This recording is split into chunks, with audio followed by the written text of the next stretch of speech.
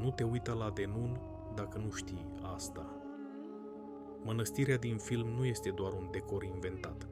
Scenele au fost filmate într-un loc real din România, iar cei care au intrat acolo spun același lucru. Simți că ești privit, chiar și când ești singur.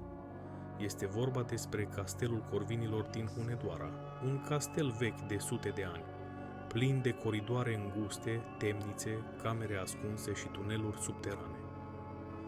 În timpul filmărilor pentru The Nun, mai mulți membri ai echipei au spus că au auzit pași în zone complet goale, uși care se închideau fără curent de aer, aparatură care se oprea exact în scenele tensionate. Din acest motiv, unele cadre au fost filmate rapid, iar altele au fost refăcute pentru că nimeni nu voia să rămână singur în castel după lăsarea întunericului. Deși filmul prezintă o mănăstire blestemată, regizorii au recunoscut că nu a fost nevoie să exagereze atmosfera. Locul în sine era suficient de apăsător. Întrebarea e simplă.